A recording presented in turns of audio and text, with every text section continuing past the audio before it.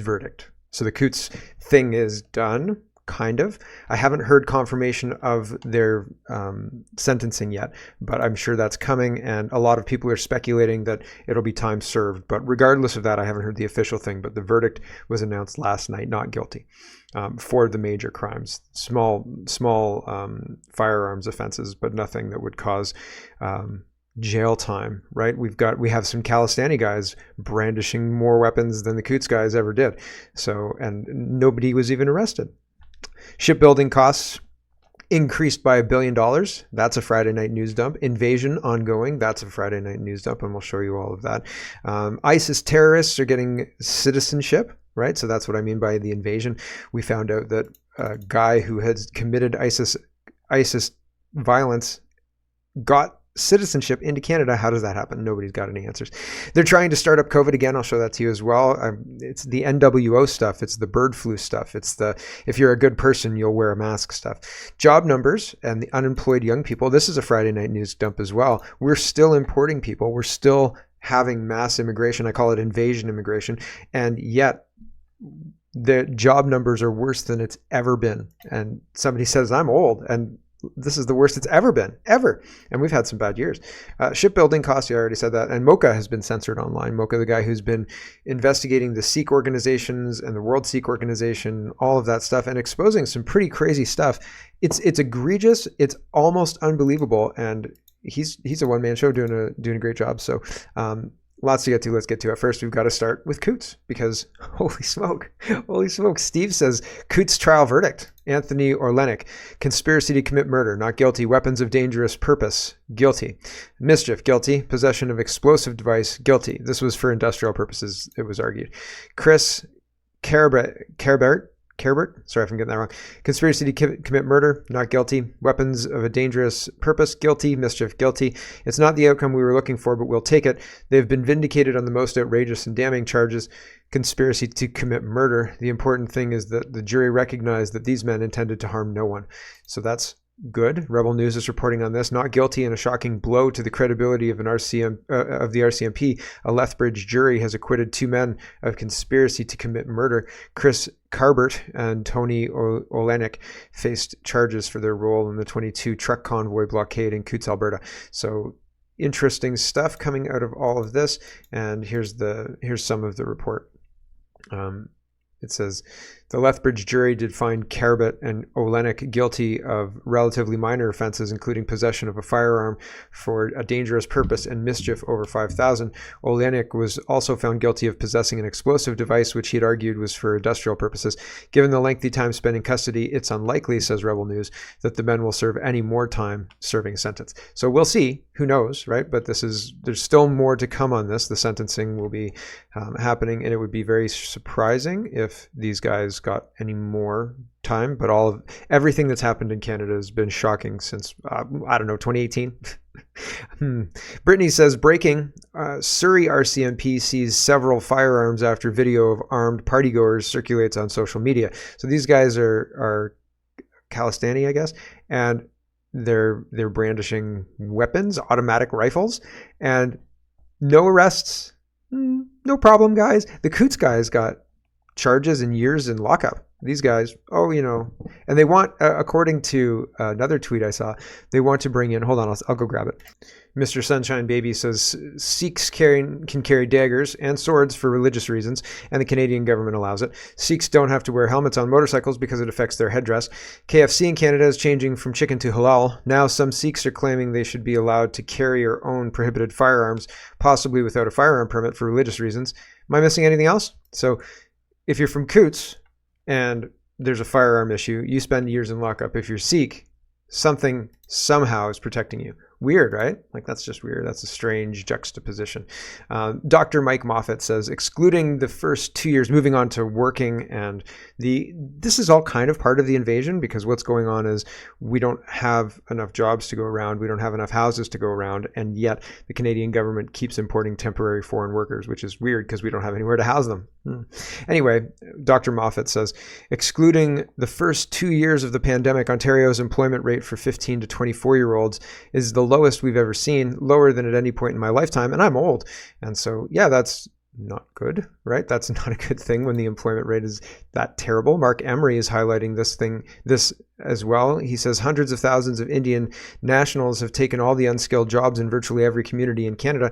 My small town has every job for young adults filled by Indians or temporary visas with government subsidies. White people need not apply. And we talked about that yesterday. And Mark Emery says the companies in Canada that betray Canadians, here is a federal government's list of approved companies who hire foreign workers with your taxpayer subsidies.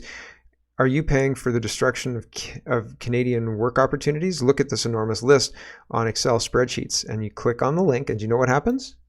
This page can't be reached. Sorry. The government of Canada is actively scrubbing things that make them look bad, that outline to Canadians just how much tax dollars are going to subsidize foreign workers over Canadian workers. So a company can hire somebody from a different country and get the government to pay 70% of their wages.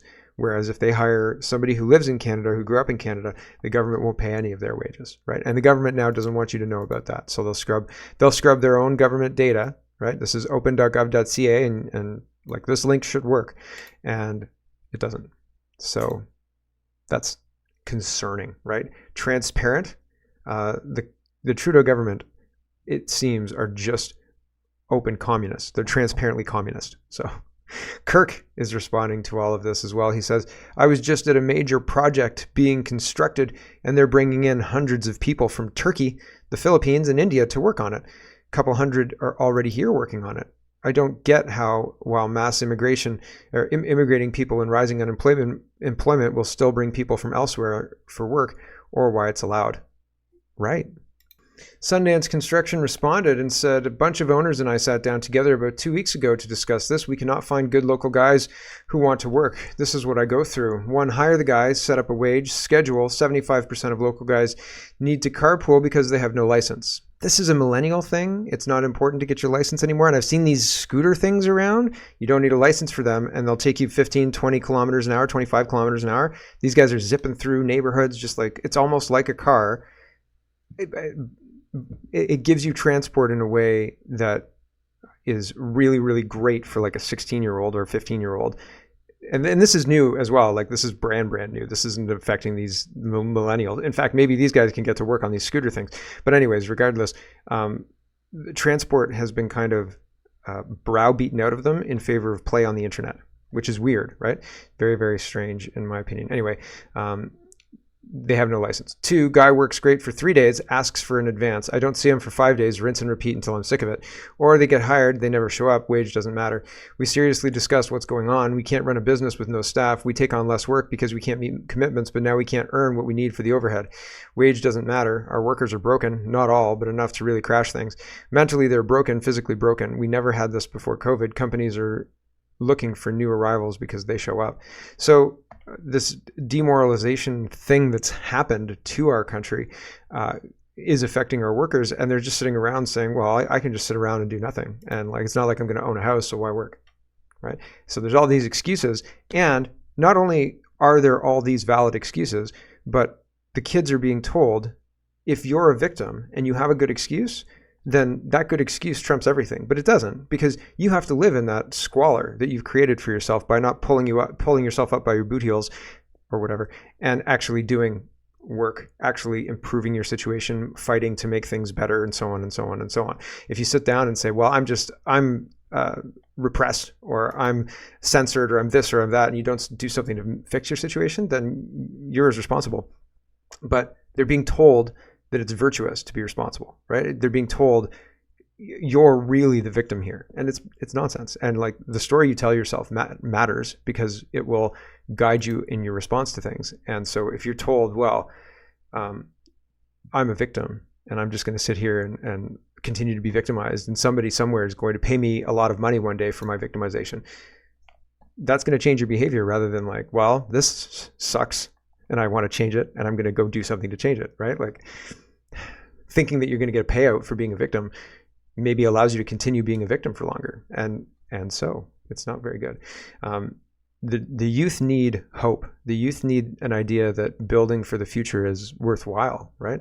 And they think that some kind of asteroid is going to come. They're so temporary and so immediate. They want an immediate response. They want an immediate what's the word, result, that if they don't get an immediate result, well, I mean, you might as well send the asteroid. Nothing I would do is ever going to work out. Oh, right? Like, it's so dramatic and stuff, right? It's like, guys, you have to fail 10 times before you get a success. And that success, you're going to look at that and be like, oh my gosh, right?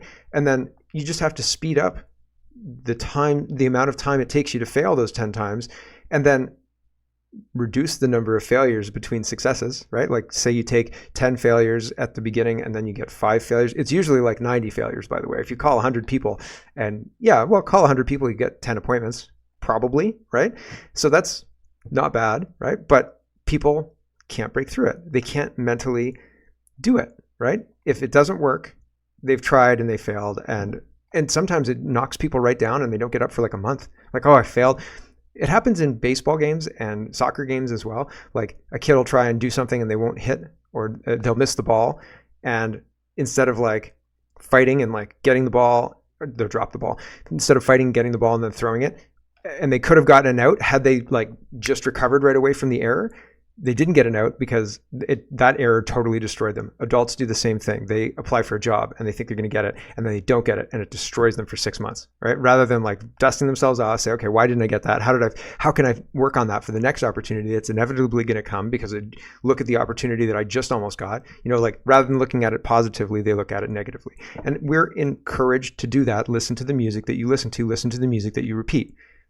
It's this magical spell, and you're doing it to yourself. And it's all a mental game. It's all a mental game. And everybody, from like the richest person in the world to the poorest person in the world, has to go poop, has to sleep, sometimes has an ache in their shoulder, sometimes has a headache. All of these rich, like super, super rich people are just like you in a lot of ways. You know what I mean? And so people forget that too, right? It's one of those things where a lot of times we're encouraged to put these rich people or whoever up on a pedestal because they're different than you, but they're more similar than you think. Way more similar than you think. Way less different, maybe luckier, but that's about it. Table Salt says youth unemployment is now over 16% in Ontario. Better bring in more temporary foreign workers, though. The only solution to any problem in Canada at this point in time is raise taxes and increase immigration. Unfortunately, invasion immigration. Holly Doan says 3,810 hotel rooms for illegal immigrants and refugee claimants in 29 hotels are billed to taxpayers monthly, says Immigration Canada. So that's not good. I'd make that illegal. If I was magically the premier of Ontario, I'd say no money by law can go from the government to hotel rooms to pay for non-citizens. If money goes from the government to hotels, it will be for Canadian citizens and Canadian citizens only. Boom. And that's it. Done. Absolutely done. You want to do that? Okay, you can fight that war. That'll be a fun PR war for you to fight. Have fun with that. That's Ontario law now. Done.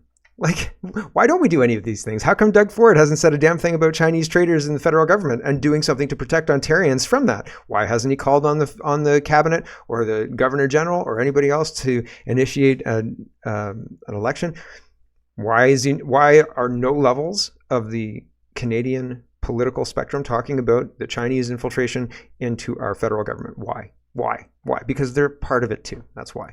Mercedes Stevenson, let's talk further about the invasion, says, here's a scoop. Global News has learned Ahmed Furad Mustafa, LD, I'm sorry, getting it terribly wrong, 62-year-old terrorist, immigrated to Canada after 2015. Quote, Toronto man was able to immigrate to Canada despite already having taken part in ISIS violence overseas. Toronto terrorists raise questions about security screening. We know that there's no security screening. The government is refusing to answer questions about when and how this family immigrated to Canada, citing privacy. And there are criminal charges before the court. Oh yeah, we want to maintain this criminal's privacy. This terrorist criminal's privacy. That's the important part for the Canadian government. Let's just be very clear here. That's exactly what we want to hear, right? Global News has also learned that 26-year-old Mustafa LD is not a Canadian citizen, contrary to what was said at the RCMP press conference. Oh, so they're just handing out citizenship to terrorists via the police now. So pretty wild stuff going on in Canada. Pierre Poilievre is responding to this. He says Trudeau's government has repeatedly claimed that they have thorough screening at our borders, but now we have shocking revelations that someone who allegedly participated in dismembering a body for ISIS in a video managed to immigrate to Canada and be granted citizenship. Trudeau must answer to Canadians on how this happened. This is blowing up on Friday of a long weekend. So it's going to disappear. Right? In order to explain to voters what's going on, Mr. Poilievre is going to have to tell a story. And I mean, it's fine, but the jumps, the complicated, how complicated the story is matters when you're communicating with a large audience. And that's a complicated story. It's not going to make it, it's not going to make the final cut. It doesn't quite have the sound of axe the tax, right? Build the homes, because that sounds like a solution. Whereas, listen, do you know that terrorists are being brought into Canada by this government? How is there confidence in this government, right? Because Jagmeet Singh needs his pension? Mark Miller, the immigration minister, says Ottawa has no plans to give all undocumented workers residential status, the minister said. Now, the important word in this sentence, and you may have missed it because it's so tiny, so little, right? Just 3 letters. It says all, right? We don't plan on giving all undocumented workers residential status or residency status. No, not all of them, just a lot of them. Right? Just like most of them. So in the first part of this, it's like, we're not going to do that. In the second part of this, it says, yes, we are. And we're going to do it with these groups. So Ottawa has no plans to broadly give residential status to undocumented migrants working in Canada, the immigration minister says, quote, as frustrating as that is to hear for people that are in a precarious position of being undocumented in Canada and are contributing to the economy. So this is the bar that they're going to try and set. You're in Canada and you're contributing to the economy, ergo you should stay, right? And no. Bye-bye, get out, bye-bye. Perhaps, continuing the quote, perhaps kids that are Canadian, I think we have to be quite clear with Canadians and quite realistic about what's achievable, Miller told CBC News. Despite the economic imperative, despite the very humanitarian imperative that a broad regularization program presents, it's clear to me that Canadians are not there, and that's just reality. So Canadians don't want this broad regularization, so broad making legal of illegal people who came here illegally, right? So what they're going to do instead is do it for large swaths of the people who came here illegally under the guise of different programs. So Reuters was the first to report on this development. Miller said that he's actively considering providing status to undocumented migrants working in certain sectors, such as healthcare and construction. The Liberals pledged in late 21 to explore ways of regularizing status for undocumented workers, meaning making legal illegal people who are here, who are contributing to Canadian communities. Prime Minister Trudeau said he had no timeline for putting this proposal into effect. Miller has estimated that the number of undocumented people in Canada at something between 300,000 and 600,000. It's a lot more than that. It's a lot more than that. And Darshan highlights this little tidbit that he just learned as well. He says, today's unpleasant discovery, people who file a refugee claim on arrival in Canada aren't counted in the number for temporary residence. Instead, they're treated as having no status. We will have 2.8 million temporary residents, that's 6.8% of the population, excluding these refugee claimants. So there's all sorts of different pathways. Canada's gun gnome says, this is insane, so real number is totally unknown. Darshan says, yeah, one can make some guesses, but can never be sure as to exactly what the number is. And I think that's pretty accurate. Yeah, that's true. Christia Freeland says, Canada needs more homes. That's why we're helping build 4 million of them. They're not building 4 million of them. The starts are way down.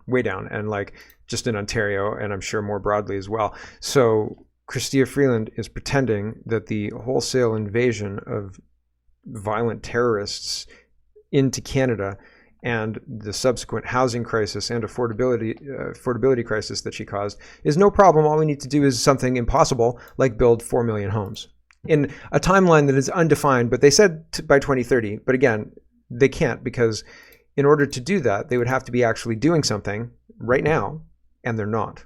Like, they need to be building homes right now, and they're not. Right? Isn't that weird? That's weird, I thought. So Mark Emery says the Liberal Party of Canada governs with 160 members of parliament. 10 are Chinese, 15 are Sikh, 12 are Muslim. The membership of the Sikh religion in Canada is higher than the membership in government in Canada is higher than the membership of the Sikh religion in government in India, I've been told. And that's Pretty wild, right? That's wild. 12 are Muslim, 4 are from India and not Sikh, 6 are Jews, and 1 is an Argentine. And so that's interesting. That's 48 MPs with questionable loyalty to Canada in the Liberal government. Pretty incredible, right? So, and somebody said, now do the CPC. And he says, when they're in government, I will, after they are given 18 months to govern. Until then, it's irrelevant. So yeah, he's also got a point there. Here is a grab bag of governance, as we do. And yes, Saturday morning of a long weekend. Yes, right? And it's still pretty robust. There's still lots of news being made. Andrew Coyne says, what a surprise. Ottawa quietly announces cost of building new supply ships has jumped by almost $1 billion. They put these bits of news out on a Friday afternoon of a long weekend so that, 1, they're complicated to understand.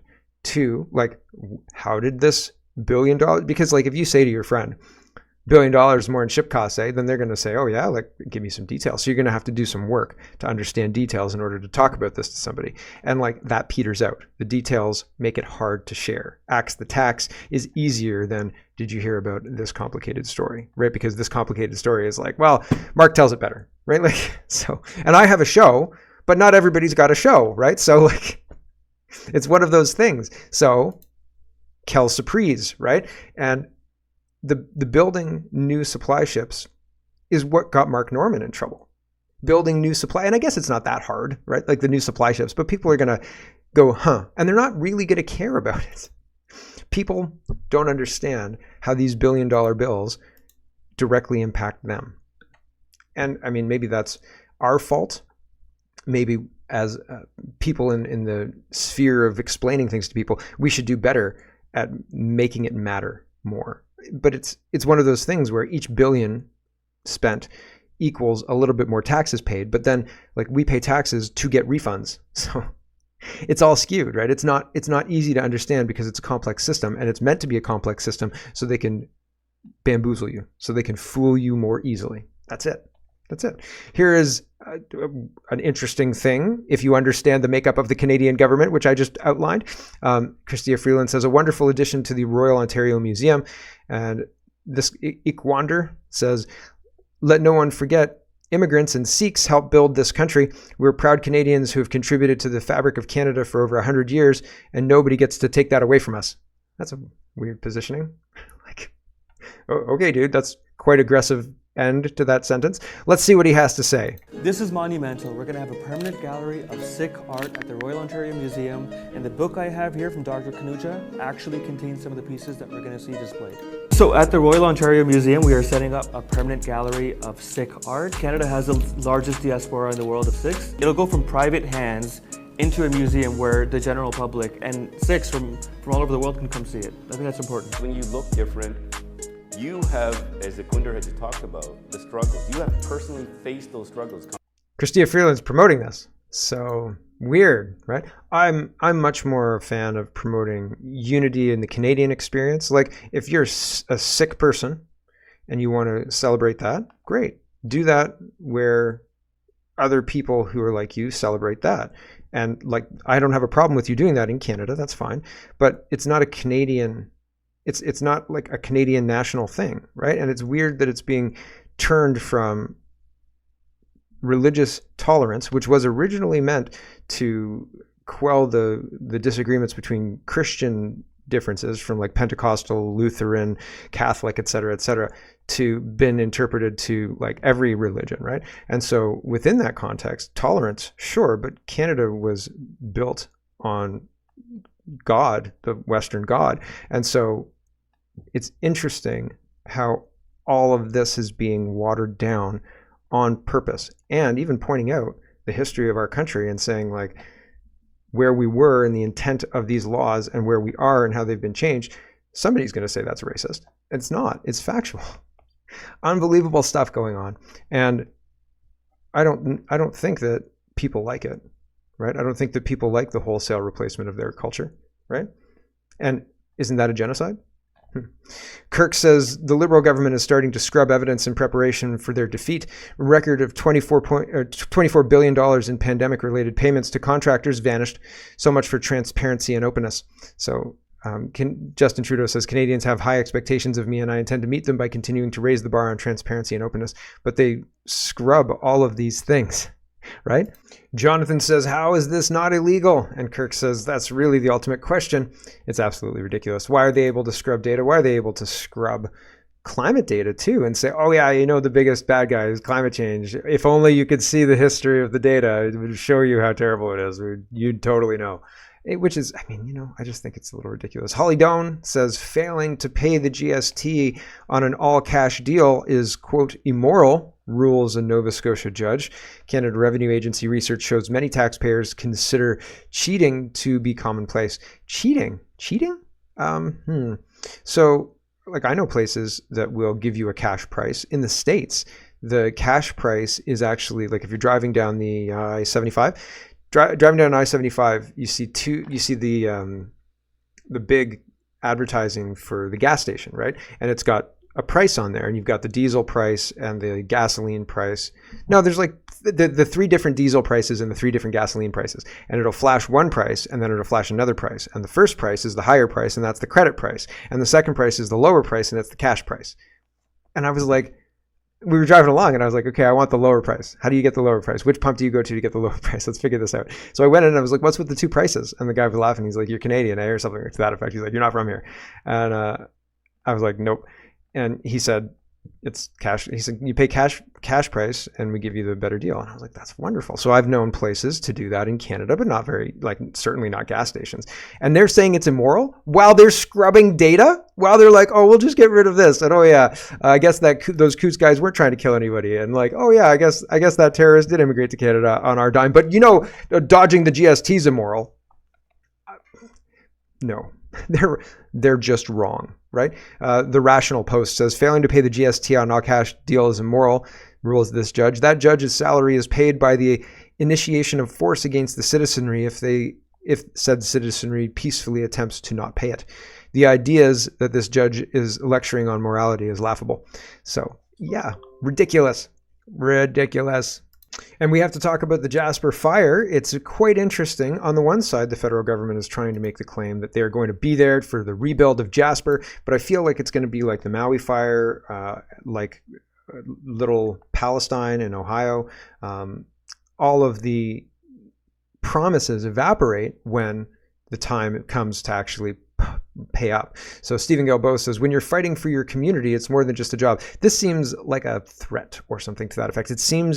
It hits not the way I think it was intended to hit. It hits like evil. It hits bad, not good. Anyway, with 100 Parks Canada staff who lost their homes, no one has a greater stake in managing the Jasper wildfire.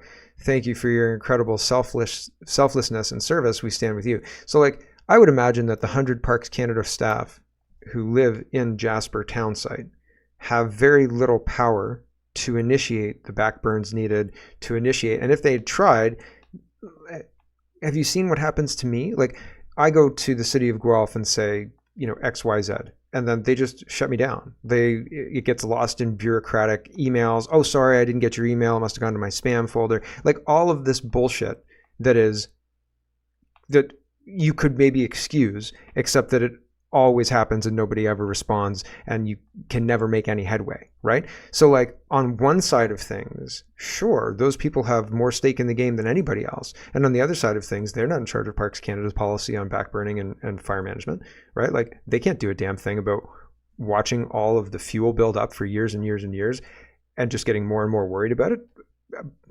I'm surprised there are that many, because if they knew what was going on, they'd probably leave. Now, there's every chance as well that some of them are woke Karens who are enthusiastically, preserving nature or whatever, who have no idea what they're talking about, but give the ruling elite the votes they need or whatever. But, and that could be male or female. Don't misunderstand my use of the Karen moniker.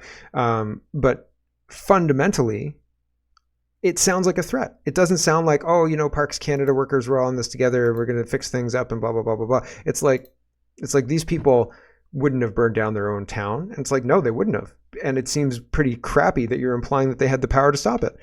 Here's Stephen Gelbo, and his voice just bothers me. It's only 39 seconds. It feels longer. Here we go. Hello, everyone. Just came back from visiting the city of Jasper and seeing firsthand the impact of the forest fire in the city, but also in the national park. Very heart-wrenching experience, but also very heartwarming one to see all of the works from city officials, Alberta government officials, and Parks Canada staff. Hundreds of them have lost their homes, and they're still here working to make sure that the city can be saved, that most of the park can be saved, and we can start rebuilding. So to all of these folks, I want to say a big thank you, and I want to say that the federal government will be there to work with you to rebuild better Jasper and the national park. Hello, everyone. I just came back. Is that realistic? Is that true? Right? Seems very, very interesting to me. We'll talk about free speech, and then we'll talk about the Olympics. Dr. Peterson says apparently the Canadian Supreme Court is going to release its decision on my appeal next week regarding the actions of the CPBAO Ontario in mandating my re-education. Who cares? Every medical professional and psychologist in Canada who has an iota of interest in their right to speak their mind, every licensed professional in Canada in general, teachers, engineers, social workers, etc., more news as soon as possible. So I think our courts are so cracked. I think our courts are so broken that we are in a situation where, like, he's not going to win, and like that's going to be a win anyway. The courts and the people who are currently running things are in a no-win situation because they can't let Jordan Peterson win. But if they say yes, you have to do re-education, he's going to expose the re-education for the ridiculousness that it is, and that'll be a loss for them and probably a reduction of power. But if they let him get away scot-free, then they set a precedent that applies to other people. So like they're kind of stuck here. They have to move forward and say, you're going to do this. And then like, I'm sure there's going to be something to derail it or whatever. They're going to try and silence him or something to that effect. But it's the censorship and being able to control people at the level of their professional licensing board is part and parcel of the next phase of the plan for the NWO. And we're going to talk about that in a second. But that just is what it is, right? Like that's what they're doing. That's how this whole thing is going to work. If you don't comply, we're going to turn off your money and starve you. And that's somehow your fault. And no, but that's what they want you to believe. Mocha, let's talk about free speech and what we are talking about free speech. And Mocha is being censored in India. He says India has banned my X account in the country, meaning people in India can't see my reporting. Channels in India that steal my work, blur my logo, and give me no credit are just fine. Me, the original producer of the work, nope, get out of here. The double standard aside, we must make sure a similar law is not passed in Canada. So they're shutting down speech that they don't like, right? Which is what they do, definitely what they do, especially during COVID. And if they can use health and medicine to shut people down, you can't argue. It's like somebody saying you're crazy and then putting you in a mental institution and like arguing that you're completely sane. Like that's it's a challenge, especially when everybody says you're crazy. Hello everyone, thanks very much for watching. This is just a short version of a longer show. If you'd like to get the whole show, you can go over to canadapoly.com and sign up for a subscription. Just look in the drop-down tab for shop and donate and look for subscriptions and you'll get immediate access to the full show. Love to see you. Thanks for watching, everybody. Have a wonderful, wonderful day.